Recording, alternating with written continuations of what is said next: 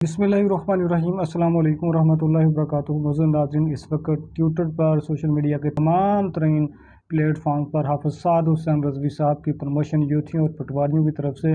مشترکہ زیر بحث موضوع ہے، اور وہ نہ چاہتے ہوئے بھی حافظ سعد حسین رضوی صاحب کی پروموشن میں مصروف عمل ہیں، کیونکہ جب یہ کوئی نقطہ اٹھاتے ہیں تو ان کے پاس مخصوص اور مضبوط دلائل نہیں ہوتے، جس کی بنا پر پھر یہ خود بخود ہی ایکسپوز ہو جاتے ہیں۔ کیونکہ حافظ سعد حسین رضوی صاحب سے محبت کرنے والے لوگ کی تعداد میں بہت زیادہ اضافہ ہوا ہے۔ کل جو نیوز اپ ڈیٹ ہمارے پاس آ رہی ہیں کہ لاہور کے اندر، چبرجی کے اندر، چوک یتیم خانہ کے اندر اور مختلف جگہوں پر حافظ سعد حسین رضوی صاحب کی فیور میں عوام الناس نے، سول سوسائٹی نے کچھ بینرز آویزاں کیے ہیں، جس میں حافظ سعد حسین رضوی صاحب کا اور ان کی جماعت TLP کا عوام شکریہ ادا کرتے ہوئے پائے گئے ہیں کہ حافظ سعد حسین رضوی صاحب کا بہت بہت شکریہ کہ جنہوں نے پیٹرول کی قیمتیں کم کرنے کے لیے ڈیمانڈ کی اور حکومت کو مجبوراً اپنے معاہدہ کے تحت پیٹرول کی قیمتیں کم کرنی پڑیں۔ اب اس پر بہت سارے یوتھیوں کو تکلیف ہو رہی ہے، بہت سارے پٹواری جالوں کو تکلیف ہو رہی ہے، جن کو کبھی نواز شریف صاحب نے یا ان کی جماعت کے کسی اعلیٰ ورکر نے یا اعلیٰ قیادت نے کبھی گھاس بھی نہیں ڈالی، وہ خود بخود ہی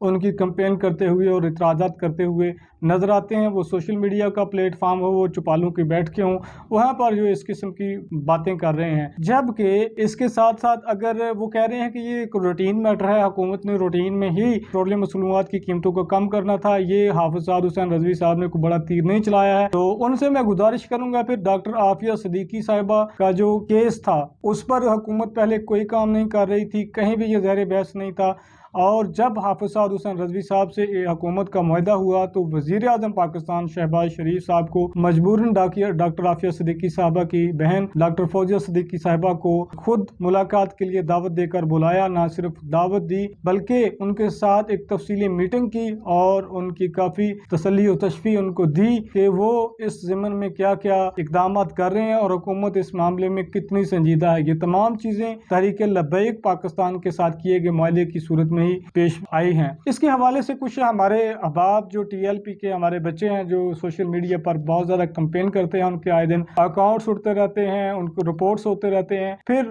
وہ ہر چھوٹی سے چھوٹی بات پر رپلائی کرتے ہیں، تو میں ان کو اس معاملے پر یہی کہوں گا کہ عوام کو اپنی محبتوں کا اظہار کرنے دیں۔ حافظ سعد حسین رضوی صاحب کے ساتھ آپ کے لیے عرفی جو ایک فارسی شاعر ہوئے ہیں، ان کا ایک دیوان چھپا ہے اور ان کا ایک معروف شعر ہے، عرفی تمی اندیش را گوگائے رکیباں آواز سگاں کم نہ کند رزق گداراں۔ کہ عرفی آپ کو عوام الناس کے اور دشمنوں کے رقیبوں کے اس شور سے نہیں گھبرانا چاہیے، کیونکہ کتوں کے بھونکنے سے کبھی فقیر کے رزق میں کمی نہیں آتی۔ اور اس کے ساتھ ساتھ یہ ان بھائیوں کو یہ میسج ہو گیا، اس کے ساتھ ساتھ سائفر کی کہانی، سائفر کے متعلق جب اعظم خان کا بڑا ٹرینڈ چل رہا ہے کہ پرنسپل سیکرٹری اعظم خان جو ہیں وہ پردے کے سامنے آگے ہیں،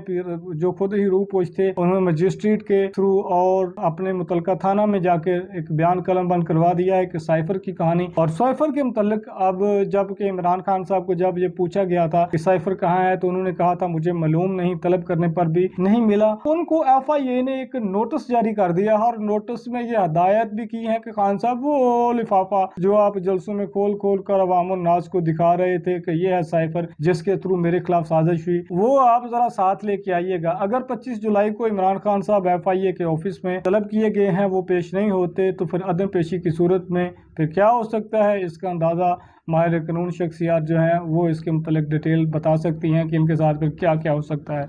سائفر کی بات کریں تو سائفر جو ہے وہ ایک اہم ملکی اور سیکیورٹی دستاویزات میں سے ہے، اور اس پر جو ہے وہ ایکٹ لگتا ہے کہ اگر آپ سرکاری اور سیکرٹ دستاویزات کو دباتے ہیں یا آپ سیکرٹ دستاویزات میں چھپے ہوئے رازوں کو اوپن کرتے ہیں تو اس صورت میں پاکستان کے آئین و قانون میں ایک سزا کا نظام متعین ہے، جس کی بنا پر عمران خان صاحب کو یا تو عمر قید ہو سکتی ہے یا پھر سزائے موت بھی ہو سکتی ہے۔ ان صورتوں میں عمران خان صاحب اب نیا کیا کھیل کھیلیں گے، اور یہ یوتھ کے جو حافظ سعد حسین رضوی صاحب کے بینر کے پیچھے پڑے ہوئے ہیں، اب ان کو خیر منانی چاہیے اور اس مکافات عمل سے بچنے کا کوئی نسخہ جو ہے وہ ایجاد کرنا چاہیے۔ عمران خان صاحب اب کیسے بچ سکتے ہیں اور ان کے آقا ان کو کیسے بچا سکتے ہیں؟ اگر یہ بچ جاتے ہیں تو پھر اور چیزیں کھل جائیں گی۔ اگر عمران خان صاحب اس معاملے میں پنش ہوتے ہیں، ان کو واقعتاً سزا ہوتی ہے اور ان کی گرفتاری عمل میں لائی جاتی ہے، تو پھر عوام الناس کو یہ میسج جائے گا کہ پاکستان کے اندر انصاف کا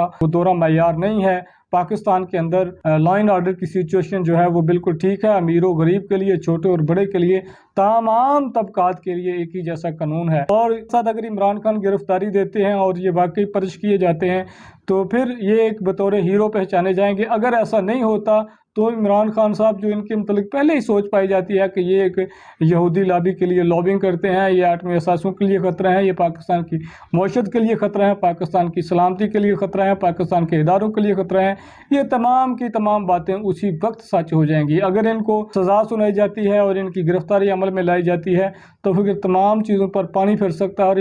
عمران صاحب کو اس کا پولیٹیکل فائدہ مل سکتا ہے. ان کا پولیٹیکل فائدہ اسی میں ہے کہ یہ خود اپنے ویل وشر جو ہیں یا ان کو